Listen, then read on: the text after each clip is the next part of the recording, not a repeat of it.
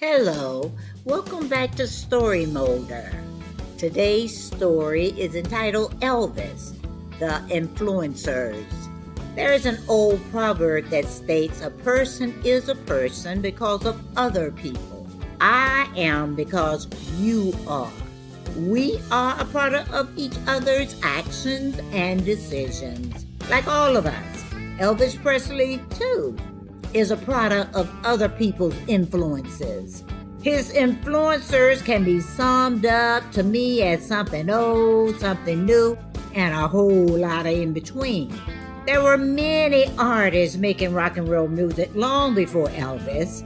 The clubs and juke joints in Tupelo, Mississippi, and on Beale Street in Memphis, Tennessee, where Elvis grew up, had many artists coming through singing rock and roll. We loved ourselves some Sister Rosetta Tharpe, a gospel legend. We loved ourselves some Little Richard. We loved ourselves some Fats Domino. We loved ourselves some Arthur Big Boy Cruder. We loved ourselves some Big Mama Thornton, just to name a few. We loved many of the people who Elvis loved and who he said influenced him. Let's go back to the 50s. Nah, let's go back further than that, through the mountain of data. I see a low-income, mostly black neighborhood where all the children played together there in Tupelo, Mississippi. This is where Elvis grew up. Kids are sponges, and growing up in the black neighborhood, no doubt, Elvis picked up the moves, talk, walk, dress, etc. It shaped him into the artist that he became. The blues, Pentecostal, and spiritual music he heard and saw perform as a child settled deep inside his being. There is music coming from the juke joint, singing and instrument flunks fill the air. The cracks in the wall of the wooden building leave room to peek in to see swaying and gyrating movements with a lively performance by a man they call Arthur Big Boy Cruder. The vision is seared into his being. The song echoed in his brain. Well, that's all right, Mama. That's all right for you. That's all right, Mama, just any way you do. Well, that's all right. That's all right now, Mama, any way you do. Well, Mama, she done told me. Papa done told me too. Son, that girl you're fooling with, she ain't no good for you. That's all right. That's all right now, Mama, any way you do. He felt the vibe.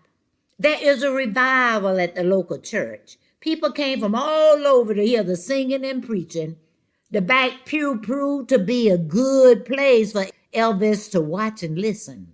The music and singing were exhilarating, and he was drawn to it. It was lively, full of energy and stirring. The excitement and whooping it up got down inside his being. Sister Rosetta Tharpe, pioneering a larger-than-life gospel singer, wielded an electric guitar as good or better than any man. For Elvis, it was a dope experience, listening and watching.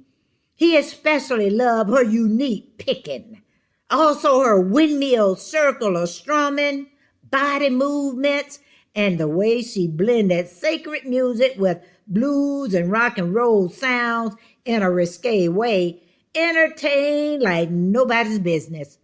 Being inducted into the Rock and Roll Hall of Fame cemented her role in influencing many artists, including Elvis Presley. There is no wonder why he credits her as a role model and an inspiration. I remember as a child I was awakened to black artist music when my mom was getting ready for work around 4 a.m. in the morning. I heard Mr. Harry on the radio playing R&B. I listened to him until he signed off the air at 6 a.m. The radio station filled the rest of the day's airtime with mainstream music, including that of Elvis Presley. That's how I realized that a lot of the mainstream music sounded similar to what I was hearing from the black artists. That's All Right Mama, Elvis' first single, was originally recorded by Delta's blues artist Arthur William Big Boy Cruder for RCA Victor in 1940s. Almost a decade later, Elvis' interpretation of this song made him rich and famous, and Cruder did not receive any royalties. But the Blues Hall of Fame quotes Presley as having said, "Down in Tupelo, Mississippi, I used to hear old Arthur Cruder bang his box the way I do now. And I said if I ever got to the place I could feel all that old Arthur felt, I'll be a music man like nobody ever saw." So there is no wonder that Elvis' first single would be the one that was seared in his brain as he was growing up. Hound Dog was originally recorded by Big Mama Thornton in 1953. 3 years later, Elvis recorded the song, changed it a little bit, and made it mainstream. Elvis' version of the Hound Dog skyrocketed to #1 with the mainstream audience. And it also skyrocketed his career. Even though Big Mama Thornton did not have access to mainstream audiences, it was a success in the R&B world. But like many of the black musicians during segregation, Big Mama Thornton was never able to reach mainstream audiences. But her influential, powerful voice and raw blues growl in Hound Dog set the stage for rock and roll vocalists.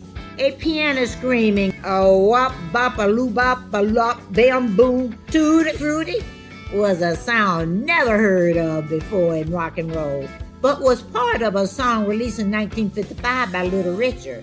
He presents flashy, flamboyantly with makeup and sequins. His stage presence was electrifying, mixing boogie woogie with rhythm and blues. His act created a recipe for rock and roll. A year later, in 1956, Elvis recorded his rendition of Tutti Frutti on his debut album. Presley took that raw energy seen in Little Richard and put it in his own act, threatening the wholesome values of the mainstream. "That's Domino. He is the real king of rock and roll," said Elvis in 1959. Domino, the New Orleans bass piano singer and songwriter, soared from the 50s through the 60s. With Ain't That a Shame in 1955, Domino's R&B song crossed over to rock and roll, with that bringing both white and black audiences. Presley said in 1957 interview, "This gentleman was a huge influence on me when I started out." Elvis recorded his version of this song in 1975. See if you remember it.